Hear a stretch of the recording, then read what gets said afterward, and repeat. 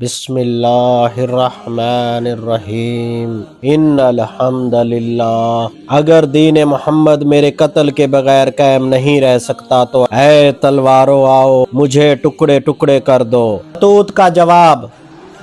کوفے سے ہزاروں خطوط موصول ہوئے۔ کوفے کا سب سے بڑا خط شروع اللہ کے نام سے جو نہایت مہربان اور رحم کرنے والا ہے۔ حسین ابن علی کے نام، سلیمان ابن سرید الخزاعی، رفع بن شداد، حبیب ابن مظاہر اور دیگر کوفہ کے ان کے ساتھیوں کی طرف سے۔ تمام تعریفیں اللہ کے لیے ہیں جس نے ہم سے اس ظالم اور جابر حکمران کو ہٹا دیا جو ہم پر ناحق حکومت کرتا تھا، ہمارے بہترین لوگوں کو قتل کرتا تھا، ہمارے خون کو حلال سمجھتا تھا اور اللہ کے اولیاء اور رسول اللہ کے اہل بیت کو ذلیل کرتا تھا۔ اب ہمارا کوئی امام باقی نہیں رہا، آپ ہماری طرف تشریف لائیں۔ امید ہے اللہ ہمیں آپ کے ذریعے حق پر جمع کرے گا۔ ہم آپ کے منتظر ہیں، ہم آپ کے حکم کے تابع ہیں اور آپ کے سوا کسی کو امام نہیں مانتے۔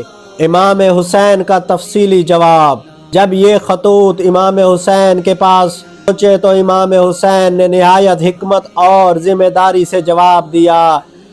شروع اللہ کے نام سے جو نہایت مہربان اور رحم کرنے والا ہے۔ حسین ابن علی کی طرف سے اہل کوفہ کے مومنین اور مسلمانوں کے نام۔ مجھے تمہارا خط ملا، میں نے وہ سب سمجھ لیا جو تم نے لکھا کہ تم نے میرے لیے اجتماع کیا، ظالم حکمران کو نکال دیا ہے اور میری طرف رجوع کیا ہے۔